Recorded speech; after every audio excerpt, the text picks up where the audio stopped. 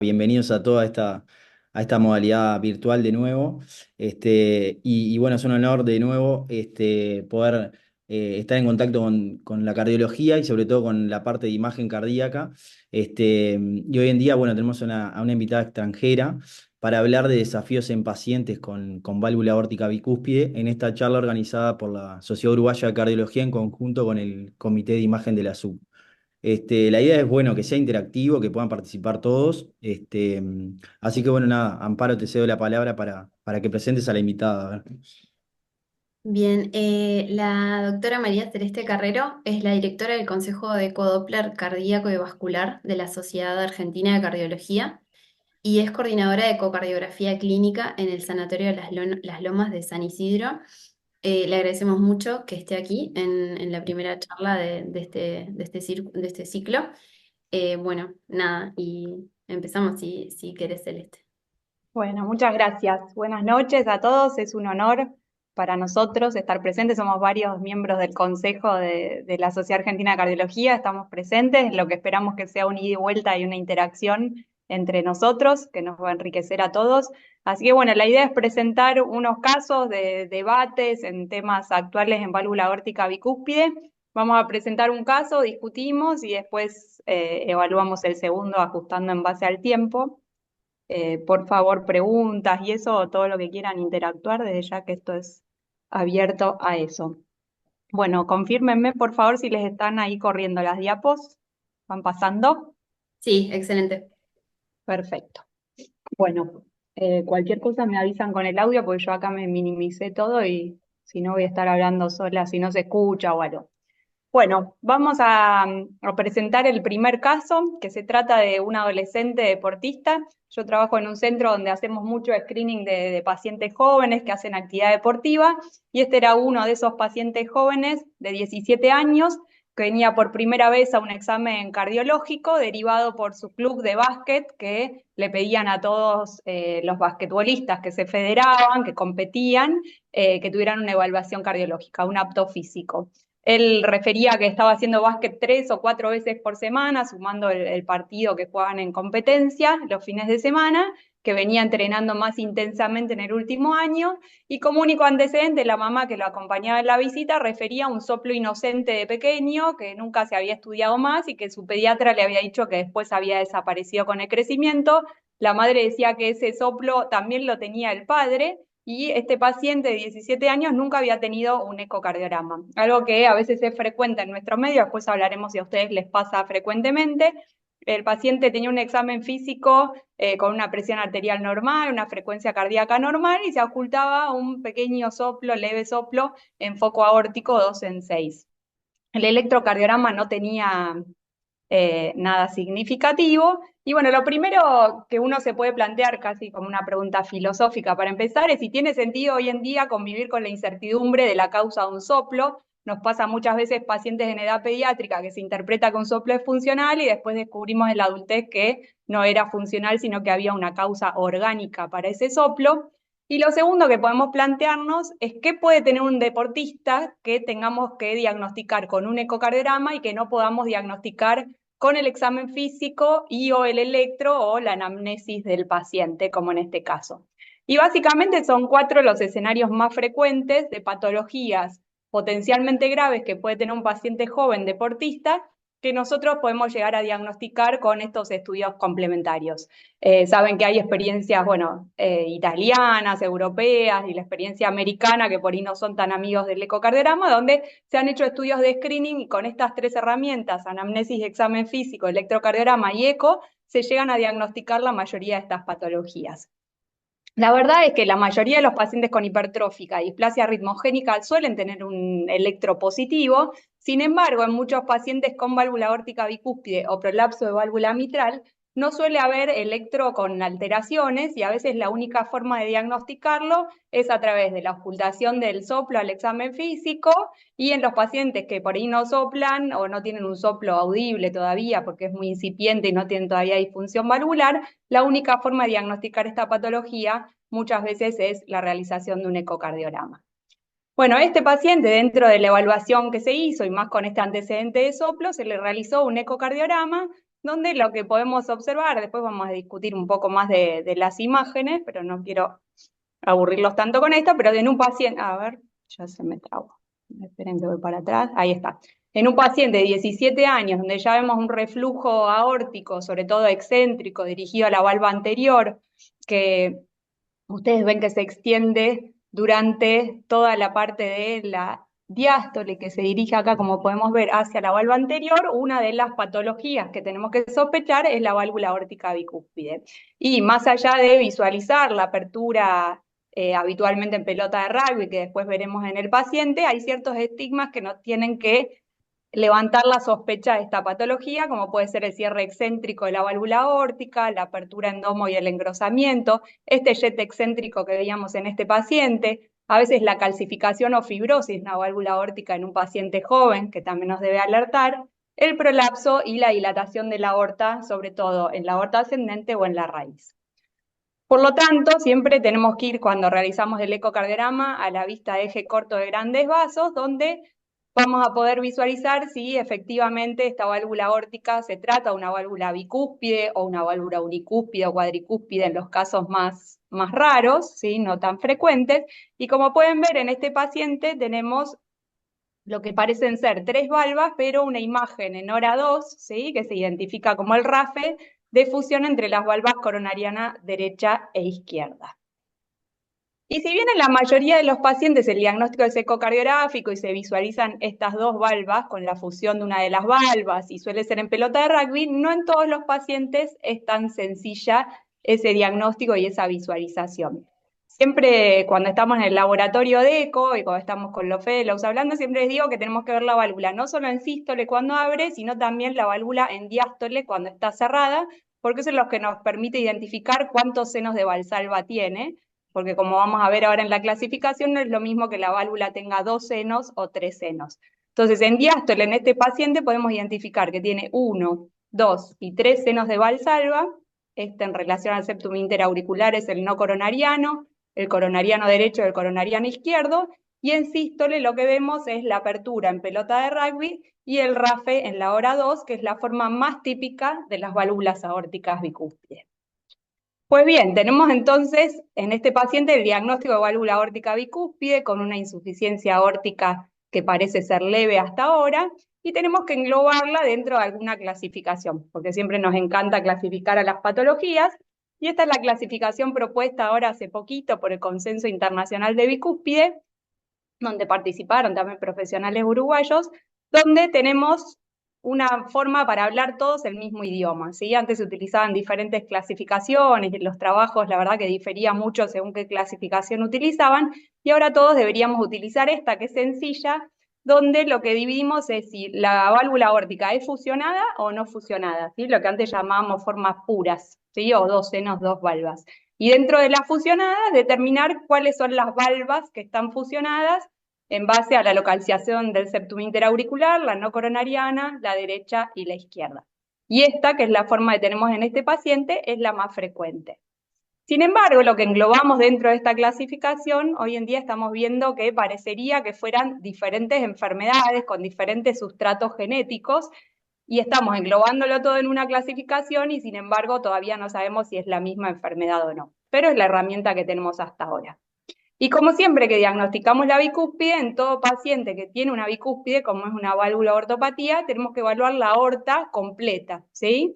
Idealmente tenemos que hacerlo con un método como la tomografía o la resonancia, y si no tenemos esa disponibilidad, porque a veces pasa en países del tercer mundo como los nuestros, que no en todos lados están disponibles estas técnicas, quizás podemos hacerlo con un eco transesofágico o al menos con un ecocardiograma completo, tratar de evaluar los diferentes segmentos de la aorta. Volvemos a nuestro paciente, entonces dijimos que tenía un cierre excéntrico, lo que parecía ser una apertura en pelota de rugby, una fusión de coronariana derecha e izquierda, entonces tenemos que ir a medir por un lado la aorta y evaluar la función de la válvula aórtica, ¿sí? La verdad es que la válvula no aceleraba mucho, parecía tener una apertura conservada, a pesar de que siempre tiene una velocidad levemente elevada, por más que veamos un flujo que no es totalmente laminar en los chicos, ya empieza a ser un poquito turbulento desde edades adolescentes o pediátricas incluso, Y por otra parte, tratamos de cuantificar cuán severo es el reflujo valvular aórtico. Una de las formas es ver el volumen del ventrículo izquierdo, otra es ver si tiene flujo reverso en la válvula aórtica, si podemos medir el AORE por método de PISA y alinearlos, también lo hacemos. Como les dije antes, siempre lo ideal es por ahí evaluar toda la aorta con una tomografía o resonancia, pero también tenemos que saber que el ecocardiograma nos permite hacer vistas de la aorta en bastantes segmentos. No solo los senos de Valsalva, que es lo que solemos evaluar, sino que también podemos evaluar la aorta ascendente proximal en la vista modificada para external, la aorta ascendente distal en la vista para external derecha, el callado y la descendente, y esto deberíamos hacerlo en todo ecocardiograma, y sobre todo en un paciente con bicúspide, ¿sí? Estos son los afiches que diseñamos en su momento para el Registro Nacional de Medición de Aorta y que nos sirven de referencia de cómo deberíamos evaluar este paciente para poder ser sistemáticos en el seguimiento, ¿sí? Saber si las variaciones de las mediciones en el seguimiento es por error en la técnica de medición o si efectivamente está creciendo la aorta. Y frecuentemente tenemos una zona ciega del ecocardiograma, que es la aorta ascendente, que es la que suele estar más dilatada en estos pacientes, y por lo tanto, por eso solemos recomendar que no solo se evalúen con eco, sino también con tomografía y resonancia. ¿Y por qué es importante esto? Porque aproximadamente 1 de cada 3, según la edad de la serie, a veces es mayor el porcentaje, de estos pacientes tiene ya dilatación aórtica al momento del diagnóstico de la bicúspide, y esta dilatación suele ser en su mayoría en la aorta ascendente.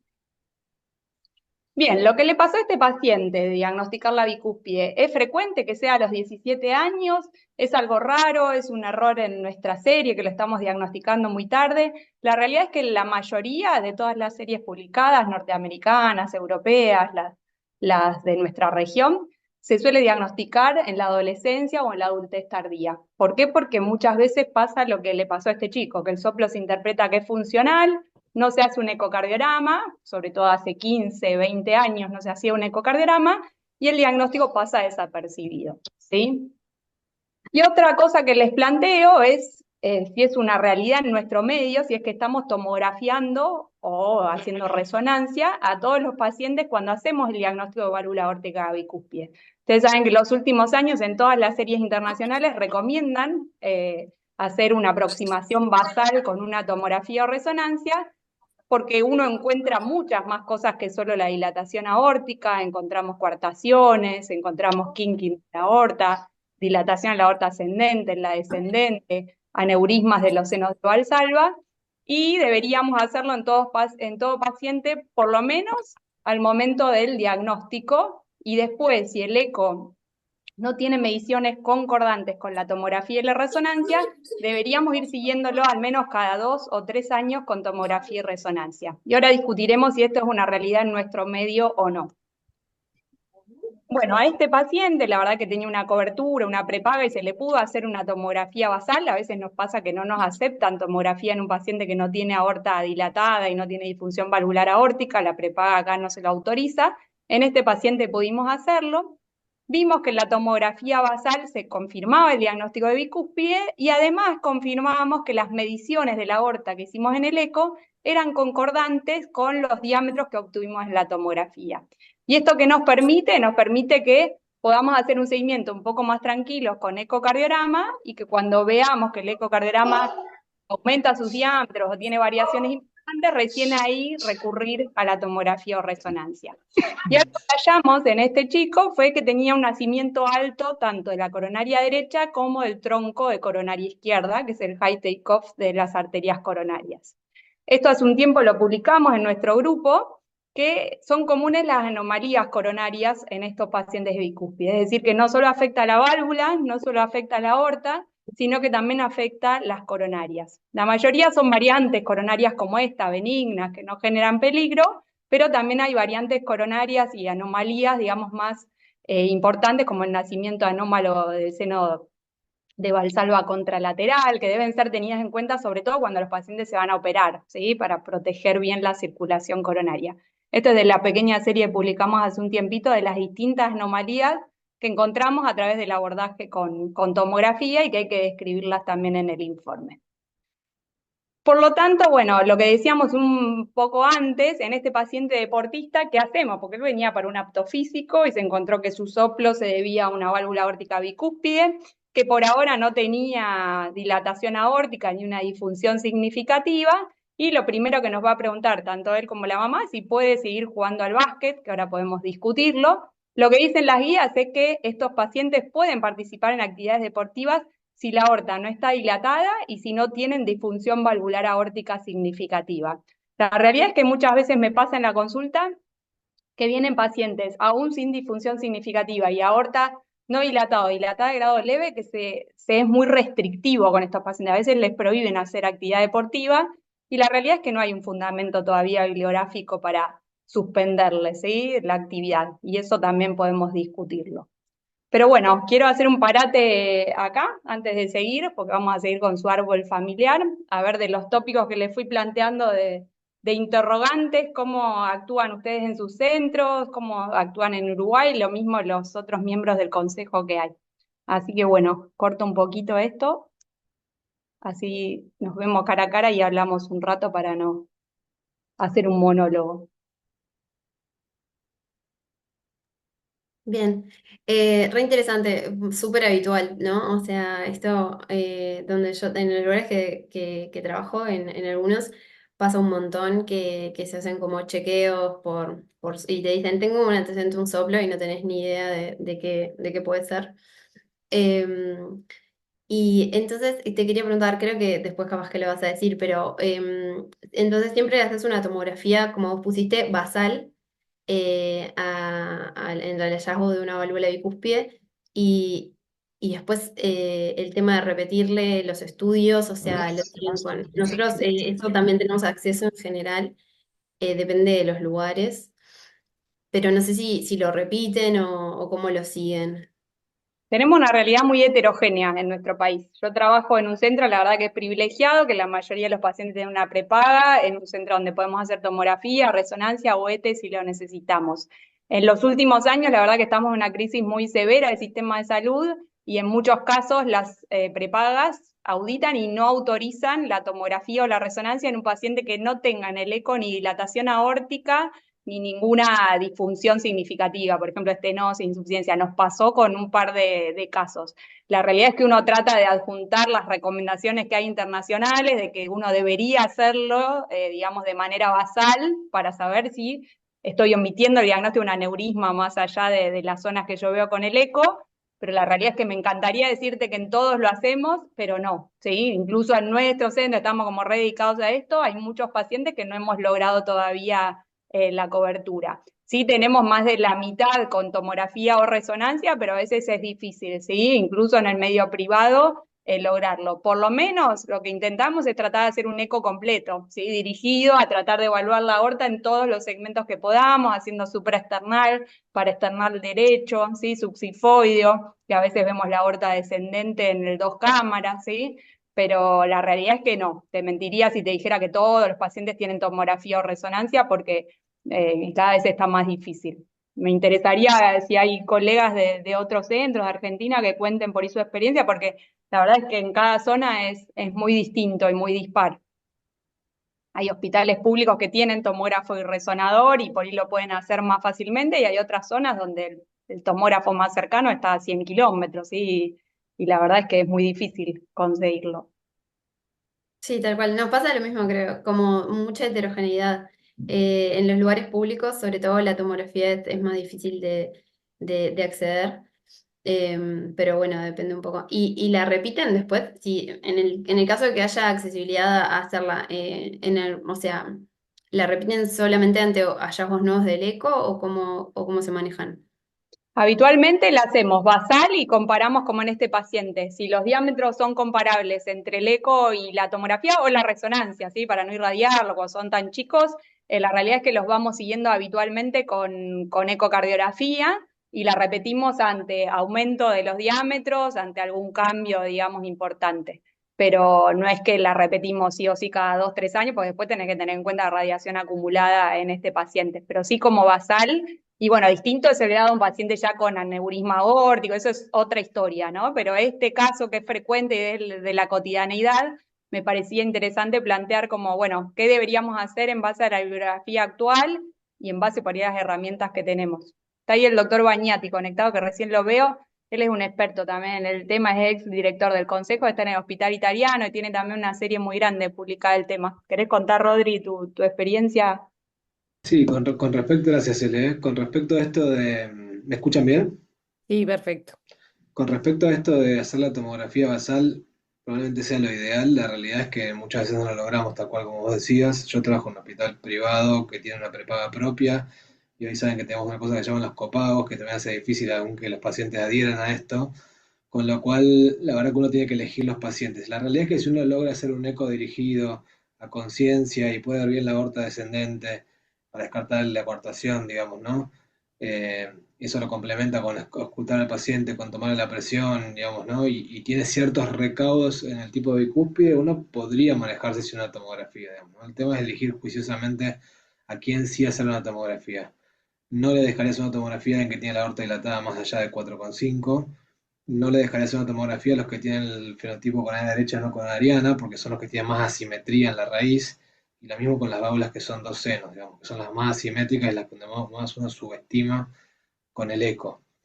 Si podemos, por supuesto, a todos una imagen basal sería lo ideal. Si tenemos que elegir, me quedaría con esos pacientes, digamos, los que tienen aorta, algunos dicen más de 4, otros dicen más de 4,5, los que tienen válvula, estos fenotipos derecha no coronariana, los que tienen fenotipos dos senos, que son donde más asimetría vemos, y por supuesto los que sospechamos que haya cortación, digamos, ¿no? Uno puede no ver una cortación, pero si el paciente no está hipertenso y no sopla, digamos, aunque tenga un poco de cortación, no va a ser tan grave, quiero decir, ¿no? Si uno no tiene una tomografía. Ahora, si uno tiene un paciente hipertenso con una bicúspide, no puede dejar de tener una evaluación integral de la aorta descendente.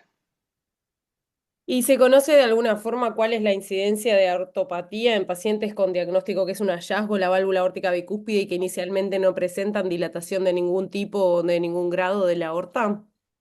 Ahí viste que te mostraba, después si querés discutimos. Esa, por ejemplo, es nuestra serie, más o menos coinciden. Todo varía según la edad de la cohorte que vos incluyas. Cuanto más añosa la cohorte de pacientes que tengas, más frecuente va a ser la dilatación aórtica. Pero aún en pacientes jóvenes, nuestra cohorte tiene 30 y pico años de edad media, ahora 38, ya el 36% tiene aorta dilatada, ya sea indexado o por diámetros absolutos, y de eso no se enteran a menos que vos les hagas un eco, ¿sí? Porque la verdad es que el paciente tiene electro normal, está asintomático y encima si es hipertenso después de los 30, 40 años, que son poco adherentes por ahí a los controles, a veces el crecimiento es más sostenido. Entonces, la verdad es que resulta importante, sobre todo por esto. La gran mayoría son como este paciente que les muestro, que probablemente no cambiemos la historia si lo diagnosticamos 10 años antes o después, pero hay un subgrupo de riesgo donde sí cambia la historia, así que ya tienen aneurisma de aorta o que ya tienen disfunción valvular aórtica significativa y no es lo mismo con una IAO severa andar haciendo actividad de alto rendimiento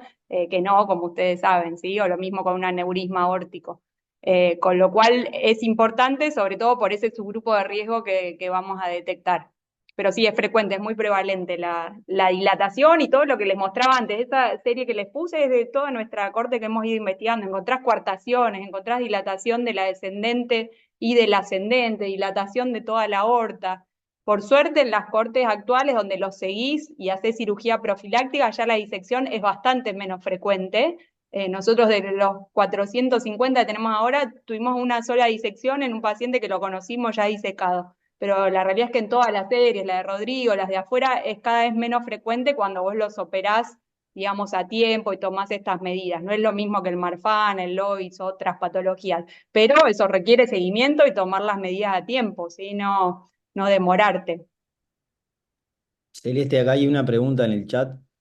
Preguntan si te orienta el patrón de fusión valvar a la altura de la dilatación de la aorta, en general, el tipo de dilatación de aorta. Sí, hay estudios muy interesantes de eso en 4D Flow. Ustedes saben que el grupo de Barcelona, sobre todo, empezó con esa teoría, que es la teoría hemodinámica, que según dónde tenés el RAFE y dónde está, digamos, tu fusión, es lo que dirige el flujo excéntrico hacia uno u otro lado, impacta sobre una parte de la aorta y eso dilata uno u otro segmento. La realidad es que no es tan lineal, en todas las series va difiriendo, no es que determinado tipo tiene la aorta más dilatada acá, a nosotros no nos ha dado esa asociación tan lineal entre un tipo dilata más en la ascendente, otro dilata más en la raíz. sí hay como una tendencia, ¿sí? A que, por ejemplo, las tipo 2, que es la que contaba Rodrigo, tienen más insuficiencia aórtica, a veces tienen más tipo RUT, se llama tipo dilatación de la raíz, pero bueno, sí se sabe que ya desde la vida fetal está expuesto a estos flujos excéntricos y eso hace que tu aorta se vaya enfermando y a su vez después se enferma la pared y a veces esto sigue incluso después de haberte reemplazado la válvula aórtica, ¿sí? Con lo cual esto requiere controles de por vida. Es una teoría muy interesante, vamos a ir teniendo cada vez más información a medida que el 4D Flow se haga, digamos, más frecuente en nuestra práctica. No sé si ustedes tienen disponible acá en Argentina y en muy pocos centros todavía con uso en investigación, más que nada. Todavía en la práctica diaria no lo tenemos. Nos encantaría, pero no. No, acá tampoco. Lo que sí hacemos en la resonancia, ahora después les voy a mostrar de un paciente, es hacer el Q-Flow para analizar en realidad las secuencias de flujo, la dirección es como un 4D Flow, sería en blanco y negro, sin los vectores, ¿sí? Pero eso sí es interesante porque podés ver a dónde se dirige el flujo y hacia qué porción impacta. Y bueno, todavía no tenemos nada publicado al respecto, pero la realidad es que vos ves dónde impacta el flujo y es donde suele dilatar más la aorta, ¿sí? Pero bueno, eso sí lo estamos haciendo de rutina en todos los pacientes con bicúspide. Ahora después justo les muestro en el padre del paciente.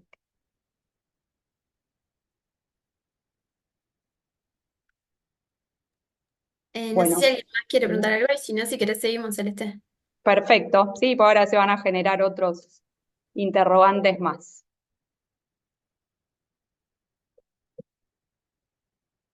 Ahí vamos. Ahí están viendo, pasan las diapos. Sí. Sí, perfecto. Bueno, algo que no sé si recordarán, que se los comenté al comienzo, es que la madre tiró al pasar en la primera consulta que el soplo lo había heredado del padre, ¿sí? Y uno, la verdad que está obligado, una vez que diagnostica esta patología, la válvula aórtica bicúspide, a empezar a estudiar a la familia, porque saben que ya desde hace un tiempo se ha visto que comenzó una suerte de teoría genética sobre la válvula bicúspide, donde se empezó a ver que hay agregación familiar, ¿sí? Que hay casos donde es frecuente que más de un miembro de la familia tenga válvula aórtica bicúspide. Y a veces oh, perdón, que esto me está el teléfono. Ahí está. Y a veces en algún miembro, no necesariamente todos tienen el mismo fenotipo de válvula aórtica bicúspide, y en alguna serie se había publicado algo que al comienzo llamaba mucho la atención, que a veces algunos familiares de pacientes con bicúspide tenían lo que aparentaba una válvula aórtica trivalva con dilatación aórtica. O sea que algunos miembros tenían la bicúspide y la dilatación aórtica, otros solo la bicúspide y otros solo la dilatación aórtica. Son la mayoría de ellos estudios observacionales donde se empieza a sugerir la teoría de que sería una patología en las que hay formas familiares autosómica dominante con penetrancia incompleta, es decir, que no todos los miembros van a tener la válvula aórtica bicúspide o la dilatación. Y sí, lo que sabemos es que cuando hay más de un miembro de la familia, ya la prevalencia de esta patología en la familia empieza a ser mucho más elevada. Si hay más de un miembro, 1 de cada 3 o 1 de cada 4 suele tener la bicúspide y o la dilatación aórtica. Hay muchos genes, se van describiendo trabajos todo el tiempo, esto es como un tema ahora boom, hay genes que han sido descritos asociados con la bicúspide, pero la realidad, como les contaba antes, es que es una patología bastante heterogénea, estamos englobando muchos genes y probablemente más de una patología dentro de un título, ¿sí? Está el gen NOTCH1, el ACTA2, ahora hace poco se publicó algo nuevo del NOTCH1, hay otros genes que se han relacionado con aortopatías que relacionarían con la bicúspide, saben que también en el Marfan es frecuente y otros síndromes genéticos como el síndrome de Turner también es frecuente la válvula aórtica bicúspide o en el Loeys-Dietz. Es decir, que tiene un sustrato genético.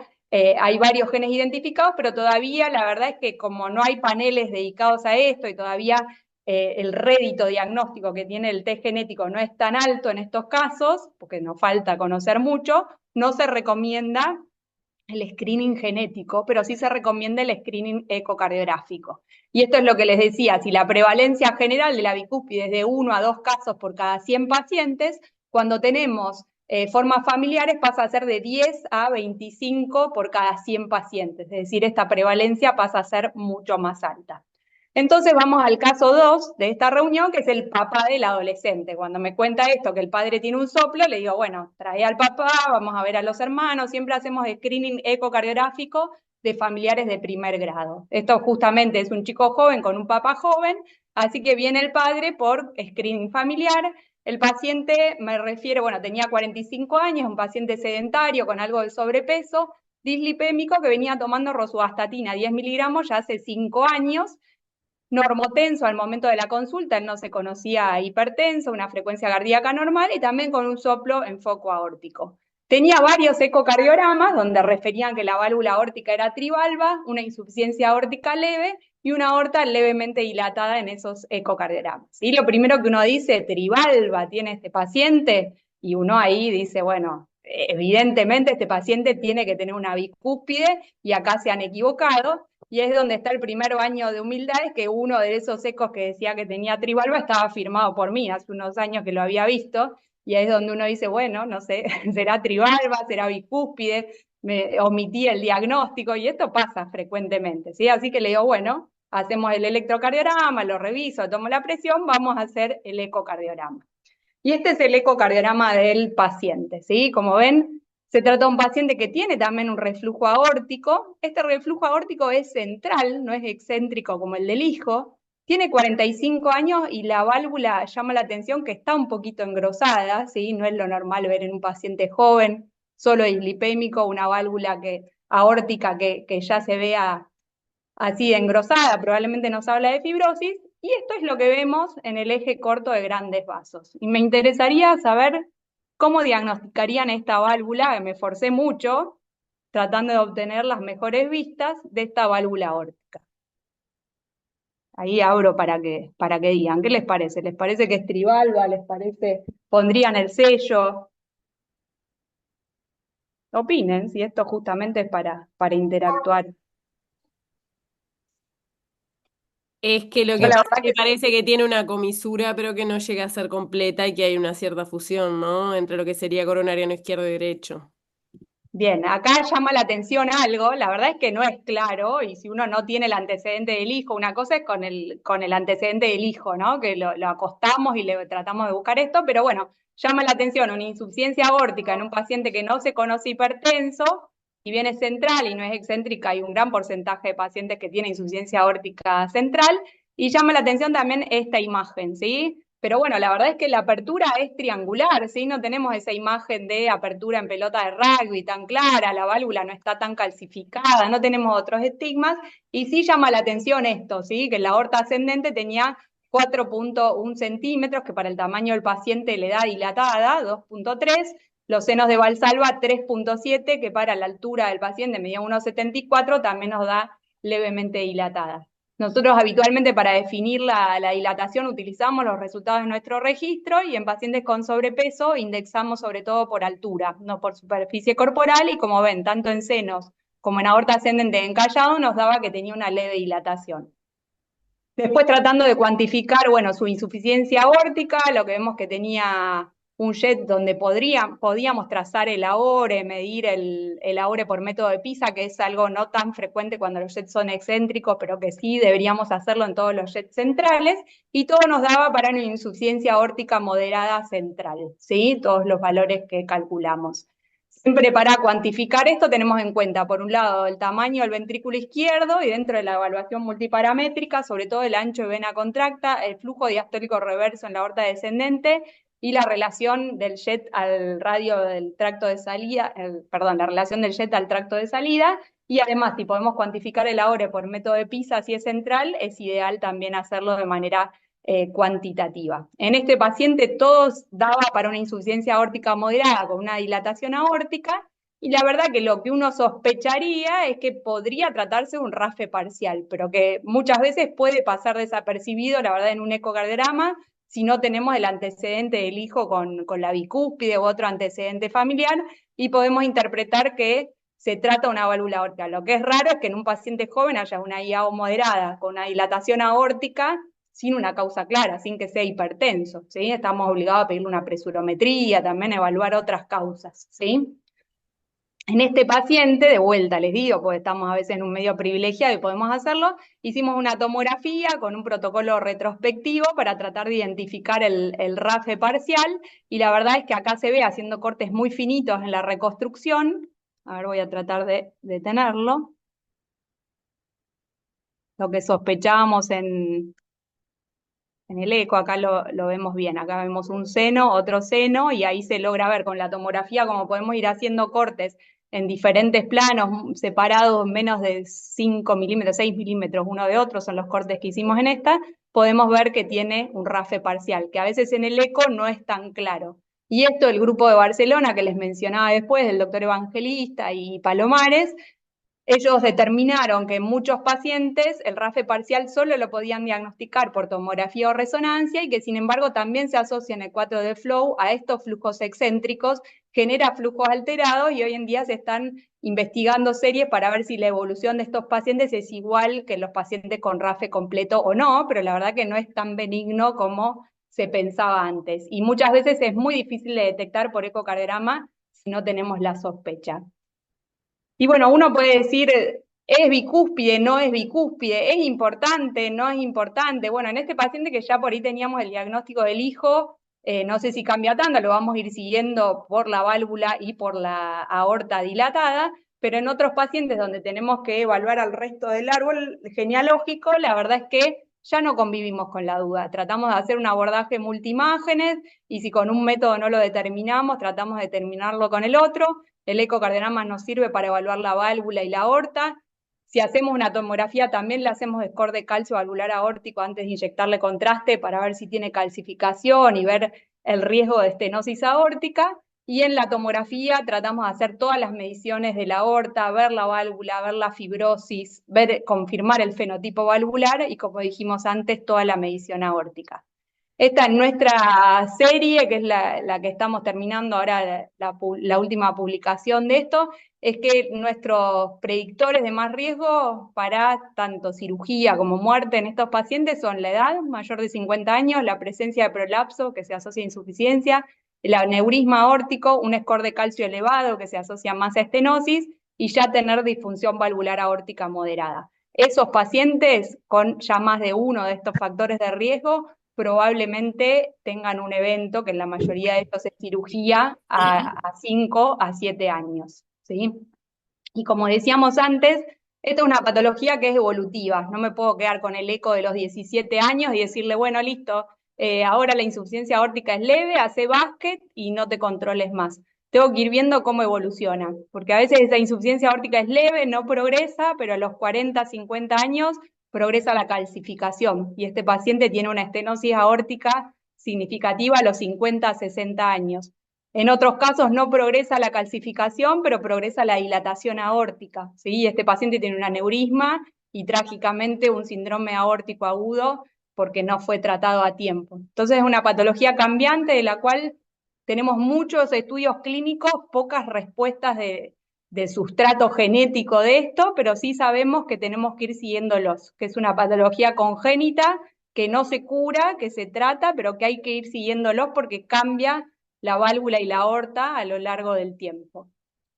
Y bueno, en este paciente, cuando diagnosticamos al hijo basquetbolista, diagnosticamos al padre que tiene la insuficiencia aórtica moderada, eso que parece un RAFE parcial y que confirmamos con la tomografía que era un RAFE parcial, con la aorta levemente dilatada, dijimos, bueno, investigamos a las dos hermanitas, que ninguna de las dos tiene válvula aórtica bicúspide, a la mujer por las dudas, pues viene a los controles a ver si también tenía una bicúspide, que tampoco, y lo que sí descubrimos, que esto es lo importante por ahí del screening ecocardiográfico de los familiares, es un hermano que ni estaba enterado, nunca le habían dicho ni siquiera que tuviera soplo, que tiene una aorta tubular de 47 milímetros y que tenía varias ergometrías porque él era deportista, de más joven, que siempre le habían dado normales, los ecos eran normales porque nunca le habían medido más allá de la raíz aórtica y que lo estamos siguiendo, ¿sí? Que probablemente este, que es el tío del chico, sea el paciente más grave de toda la familia y que termina en intervención más precozmente porque ya tiene diámetros, digamos, más importantes. Ellos no son muy altos, mide 1,72, 73, el tío es más chiquitito todavía que el padre, con lo cual esta es una aorta que tiene una dilatación significativa. Bueno, y esto continuará porque nos falta todavía ver a las hijas del tío, todavía nos falta ver a algunos familiares. Probablemente el día que tengamos más información genética encontremos algo en estas familias, todavía no les hacemos ni paneles genéticos ni nada porque todavía son datos de investigación, pero va a ser interesante y esto está avanzando un montón. Como conclusión de estos conceptos, y si quieren ahora lo discutimos, pero que es frecuentemente diagnosticada en la adolescencia o luego de la adolescencia, que las principales complicaciones y que tenemos que tener en nuestra cabeza son la disfunción valvular, la dilatación de la aorta y la endocarditis, que la agregación familiar es frecuente y que por lo menos tenemos que hacer el screening ecocardiográfico, no convivir con la duda del soplo, de si es funcional o no, y detectar esos subgrupos de riesgo que tienen más que ver con la disfunción valvular y el riesgo de aneurisma de aorta, y para ello es importante el abordaje multiimágenes. Esto estamos llevando a cabo ahora en nuestro país, después por ahí un objetivo puede ser el año que viene hacerlo en Latinoamérica, pero es justamente para interrogantes de cómo manejamos la válvula bicúspide en Argentina, si hacemos tomografía o no basal en los diferentes centros, qué tipo de cirugías les ofrecemos, etcétera. Esto lo lanzamos ahora en el Congreso de Imágenes y bueno, está en curso y ya el año que viene tendremos los resultados. Así que bueno, eso, muchas gracias por la invitación. Esto se lo dedicamos al doctor Fernández Rostelo, quien acaba de fallecer y ha sido el maestro de todos nosotros en Argentina que hacemos eco, un apasionado de las cardiopatías congénitas. Así que bueno, abro el micrófono para seguir discutiendo un poquito más. Bueno, muchas gracias, Rosario, Celeste, perdón. La verdad que muy interesante los casos, cómo partiendo de caso índice del hijo, terminaron llegando como a la cascada familiar de más arriba, a los antecedentes, que me parece muy interesante. Yo te quería preguntar si ustedes tienen algún registro o algo, o si hay algo en la literatura de las válvulas bicúspides con RAFE parcial, que me ha pasado de ver muchas más de las que pensaba cuando salió eso de dividir y agregar también y considerarlas como una válvula bicúspide a las que tienen RAFE parcial. ¿Hay algún registro de ustedes o algo, literatura internacional, de qué prevalencia tienen y si el pronóstico es similar al resto o no? Es el gran interrogante actual y son los estudios que se vienen. Saben que muchas veces se llamaban estos válvulas bicuspidizadas, que lo hemos visto todo en la bibliografía de pacientes que a los 60, 70 años se veía que la válvula se calcificaba y se le veía bien bicúspide y se pensaba que no era bicúspide antes porque tenía 10 resultados de eco previos que la describían como trivalva y que de golpe se bicuspidizó, y muchos de esos casos son estos, son RAFes parciales que parecen triangulares, que nunca se hicieron un método más allá de un eco y que probablemente, o sea, evolucionaron adversamente. Todavía no sabemos si el pronóstico es mejor o peor, hay pequeñas series de casos, pero es lo que se viene y es de lo que vamos a investigar la mayoría de los grupos que estamos en esto, es la evolución del RAFE parcial. Sí sabemos que tienen dilatación aórtica tan prevalente como los otros, y sí sabemos que hay casos, y todos los tenemos en nuestra práctica, de disfunción valvular aórtica, ¿sí? Y mucho vamos a ir conociendo a medida que tengamos la tomografía, la resonancia y el ET más disponibles, ¿sí? Porque a veces la verdad es que, como me pasó a mí, le pasa a todos, que omitís el diagnóstico. Si vos no tenés la sospecha, y sobre todo si es hipertenso, pensás que es por la hipertensión. Y la realidad es que deberíamos pensar cuántos hipertensos muy jóvenes ya tienen IAO moderada y dilatación aórtica. No es algo tan frecuente. Entonces, sospecharlo incluso cuando son hipertensos, ¿sí? Porque pasa que los omitimos a estos diagnósticos. Pero bueno, es un tema re interesante. Yo todavía no tengo respuestas, no he leído series grandes y reportes chiquitos. Invito si alguno de la audiencia sabe algo más que hablen, porque yo no tengo la palabra absoluta de esto, al contrario. Perfecto, gracias.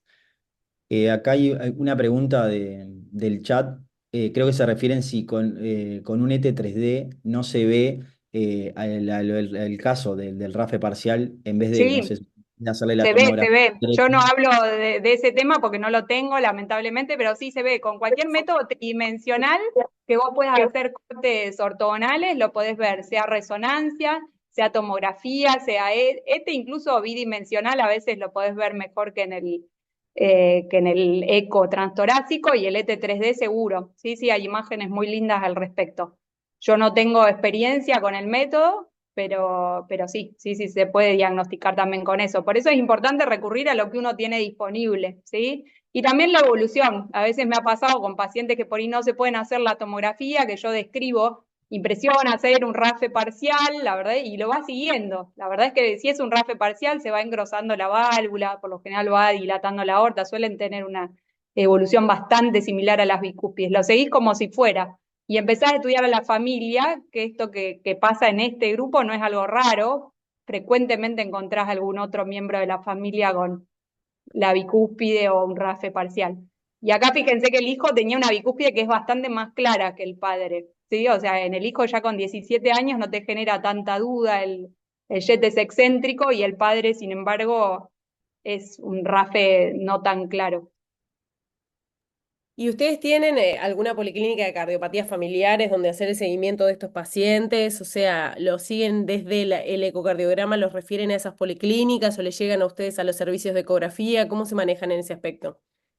Por ejemplo, en mi centro habitualmente son de screening, surgen del screening ya sea deportivo, laboral o familiar, ¿sí? Surgen así y los derivamos al grupo de cardiopatía estructural. Los seguimos, somos 4 cardiólogos que hacemos cardiopatía estructural, que incluye valvulopatías y congénitas simples, porque las complejas las derivamos a otro centro y las vamos siguiendo el mismo grupo, ¿sí? La tomografía y la resonancia las informamos todos los médicos del mismo grupo, ¿sí? Pero bueno, como que cada centro tiene su grupo, por ejemplo, el italiano, Rodrigo, tiene el grupo de aorta, no quiero hablar por vos, Rodri, pero hay diferentes grupos que van formando, como su hard team sería en cardiopatía estructural, que eso está bueno, ¿sí? Ir, digamos, generando pequeños grupos con más experiencia. Pero bueno, si uno no lo tiene, aunque sea saber, digamos, qué es lo que tiene que buscar, qué es lo que tiene que evaluar, a quién recurrir cuando ya llega el momento de indicar la intervención, ¿sí? O lo mismo interactuar hoy en día con estas herramientas virtuales, podés hacer una interconsulta. A nosotros nos pasa, nos llegan muchas interconsultas del interior, ¿te parece bicúspide? ¿No te parece? Lo evaluamos por Zoom al paciente una vez que ya se hizo los estudios. La verdad es que la tecnología ayuda un montón en esto. Está Gabriel Escatini ahí que lo vi conectado, Silvia, no sé si quieren contar la experiencia en sus centros. Gabriel también hace bastante screening de pacientes.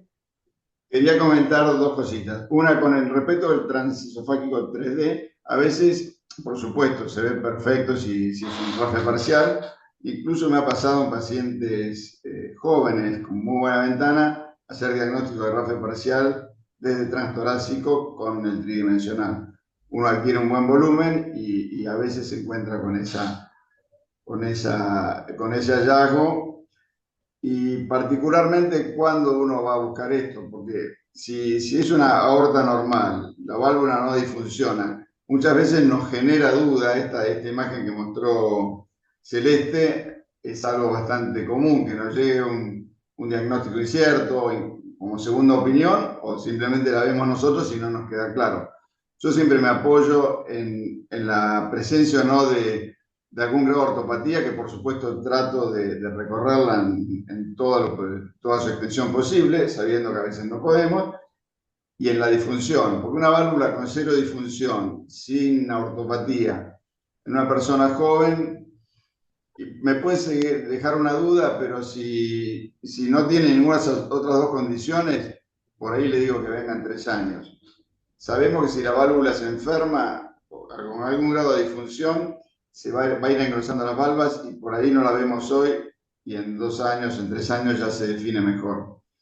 Y si no, probablemente es una válvula normal, que con una ventana no del todo adecuada y nos seguiremos quedando con alguna duda. Pero sin ortopatía y sin ningún grado de disfunción, creo que no sé si vale la pena avanzar más de eso. Yo no avanzo por ahí tanto en ese paciente, pero sí llamo a los hijos y hermanos, porque me pasa lo que pasó en este caso, nos ha pasado. Alguna vez que detectás algún dentro de la familia, cuando está la duda, total, con un eco en nuestro medio no es algo tan caro, por ahí como en Estados Unidos, otros lados. La verdad es que hacemos screening ecocardiográfica de familiares de primer grado, como para no omitir ningún aneurisma, ninguna disfunción importante. Y una vez descartados, si los hijos no tienen hermanos, más o menos, si los padres tienen 80 años, la verdad, y no tuvieron eventos, bueno, no sé si va a cambiar mucho, pero en la gente más o menos joven, sí hacemos, cuando queda la duda y yo no lo puedo cerrar con otro método, el screening ecocardiográfico en familiares de primer grado. No sé si es lo que todos hacen, nosotros lo hacemos. Ay, perdona, cuando diagnostican el caso índice en los hijos, en la descendencia, ¿a partir de qué edades los estudian?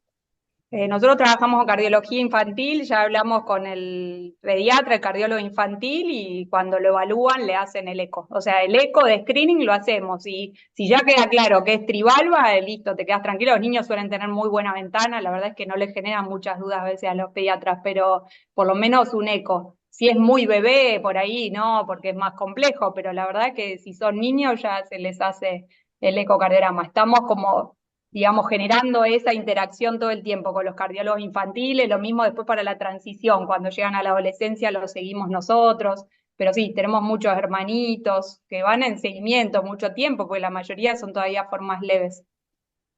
Pero bueno, después en algún momento dejan de serlo. Ahí preguntan bastante de los límites y los puntos de corte. Quería compartirles ahí del registro MATEAR. El registro MATEAR que hicimos con varios de los médicos que han hablado previamente, fue el Registro Nacional de Medición de Aorta Torácica por ECO, ¿sí? Lo hicimos en Argentina, que creo que compartimos bastantes características étnicas con Uruguay, y fue interesante, sobre todo porque, no sé si están viendo ahí la imagen esta de los puntos de corte. Nosotros, una de las hipótesis que nos planteamos era si nosotros teníamos que usar los puntos de corte de los estudios anglosajones o no, teniendo en cuenta que somos más peticitos, somos más pequeños que ellos, ¿sí?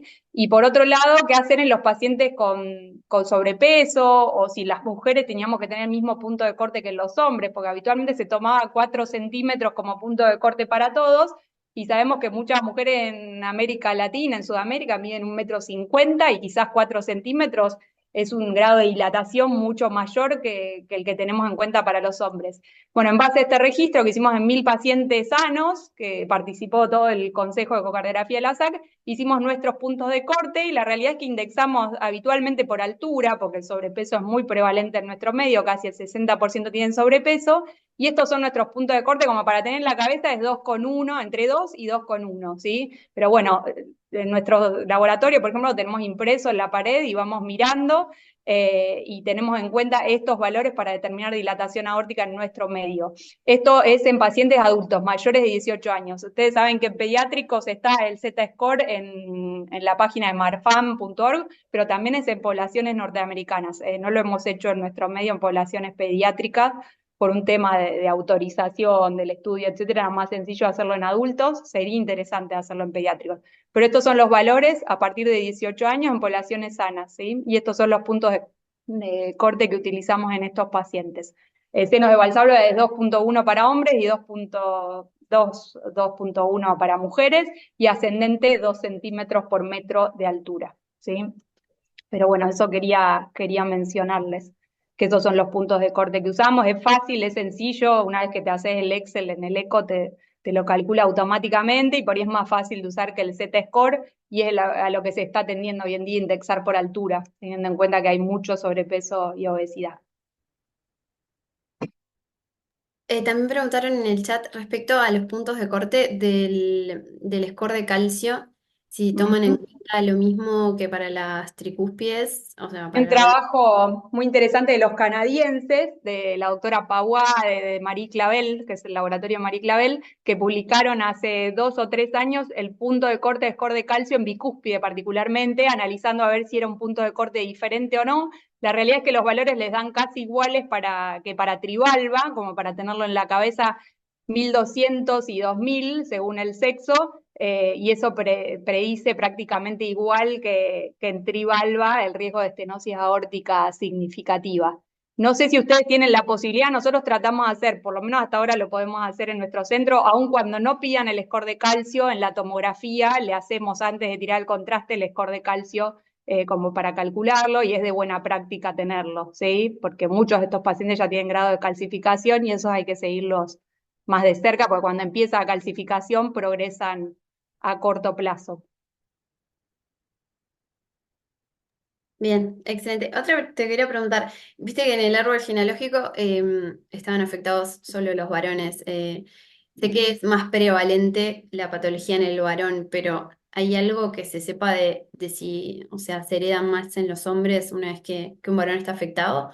¿O no? Esto la verdad que no he leído, no lo sé. Sí, lo que sí se sabe es que en las mujeres, si bien es menos frecuente, hay formas más graves, ¿sí? Así que y hay que tener en cuenta el tema también del embarazo, ¿no? Y la edad gestacional, sobre todo cuando hay que tomar conductas terapéuticas, con lo cual no descarta, en mujeres existe y a veces ha descrito formas con peor evolución, ¿sí? Hace poco publicó Michelena un trabajo interesante de esta teoría en el que Rodrigo y su grupo también están participando.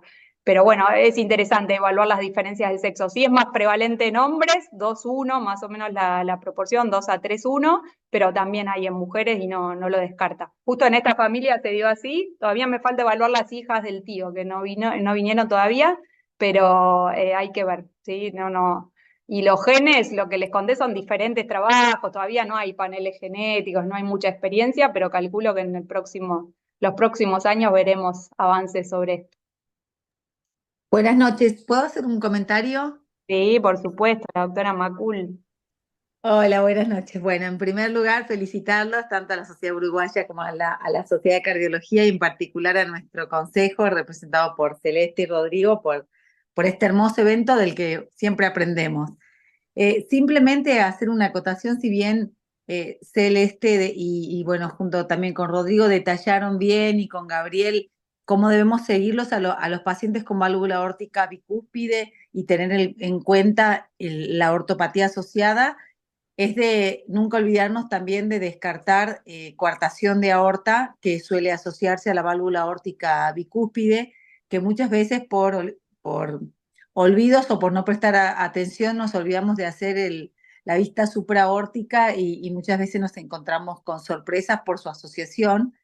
Y si bien no es el tema de esta presentación, pero estamos hablando de válvula aórtica bicúspide, como recién lo citaba el doctor Michelena, quien más nos ha enseñado sobre esta patología en los últimos años, es recordar que si bien en las guías de endocarditis no es una indicación de profilaxis de endocarditis en los pacientes que tienen válvula aórtica bicúspide, él ha estudiado a su población y ha demostrado que en estos pacientes es más prevalente la endocarditis y tener en cuenta en ese aspecto nuestras poblaciones. Nosotros sabemos que la salud bucal de Latinoamérica no es lo mismo que la de la europea ni la de Estados Unidos y muchas veces seguimos esas recomendaciones para profilaxis, pero atentos a los que nos dice el doctor Michelena, yo creo que en muchos escenarios es conveniente hacer la profilaxis antibiótica en pacientes con válvula aórtica bicúspide.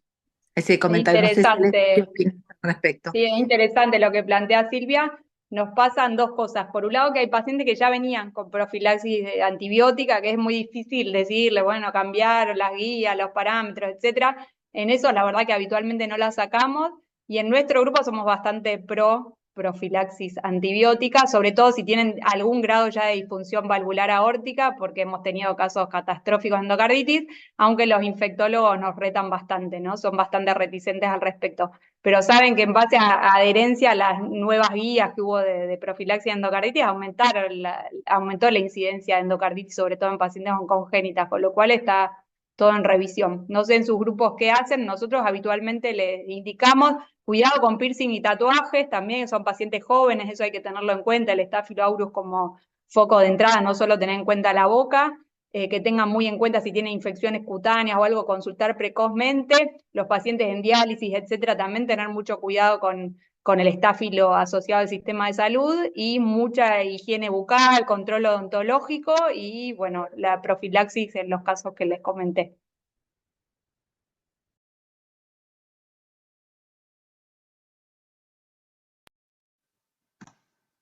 No, si querés, te sumo a eso que este último trabajo que publicó Michelena, que es el seguimiento más largo que hay de bicúspide, justamente demuestran que probablemente sea más probable que un paciente tenga una endocarditis que una disección aórtica, y gastamos un montón de recursos en tratar de que no se disequen los pacientes y seguirlos y todo, y a veces no le dedicamos el tiempo necesario a la endocarditis. O sea que, digamos, primordialmente después podemos discutir si prueba antibióticos o no. Yo sé de nuestro grupo de valvulopatía del hospital está como a favor de la profilaxis. De hecho, las guías no dicen que no, las guías dicen no hay suficiente evidencia y lo dejan un poco abierto, digamos, ¿no?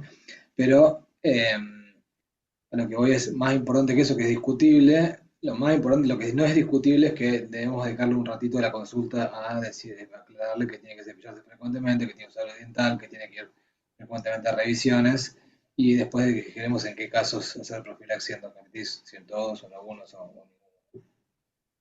Exacto.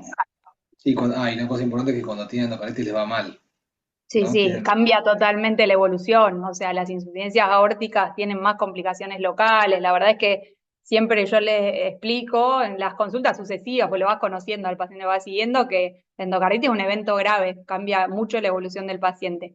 Y otro detalle de las series actuales que leemos de Michelena, de Tsemos, en Canadá, etcétera, son teniendo en cuenta que hacen cirugía profiláctica aórtica con tasas de mortalidad muy bajas, en pacientes en seguimiento que se diagnostica. Hay que tener en cuenta, no hay que subestimar a la patología, porque si uno no la sigue y no las opera cuando las tiene que operar, a estos pacientes les va mal. O sea que esas tasas de sobrevida son con el mejor cuidado del estándar of care actual, que no en todos lados en Sudamérica los pacientes, empezando porque a veces se diagnostican tarde, no se siguen, etcétera, ocurre. Con lo cual esto la encuesta se las tiré ahí como para empezar a generar la semillita de poder ir a la larga, es muy fácil, es como un formulario, el año que viene por ahí estaría buena la encuesta argentina-uruguaya de manejo de bicuspide, de comparar nuestras realidades, etcétera, es muy sencilla y está buena toda esa evidencia que podemos generar. Saben que hacer investigación en nuestro medio es difícil, sobre todo en Argentina, pues los medios son limitados y estas a veces son formas menos costosas de hacer investigación que aprendemos mucho y guía nuestra práctica. Así que después los invito, si quieren, seguimos hablando al respecto y podemos hacerla el año que viene también en Uruguay. Genial. Bueno, muchísimas gracias, María Celeste. Muchísimas gracias a toda la SAC por la buena voluntad para participar en esta jornada. Para nosotros es muy valioso la interacción y la charla, la experiencia y realmente retomar estas charlas de imagenología en nuestro medio. Creo que es súper importante. La concurrencia fue muy buena. Agradezco a toda la gente que se conectó, que participó, que hizo preguntas. Y bueno, nada, quedamos entonces en contacto para generar grupos de trabajo, investigación y cosas que siempre nos benefician a todos. Muchas gracias, buenas noches, un Bueno, gusto. abrazo grande a todos.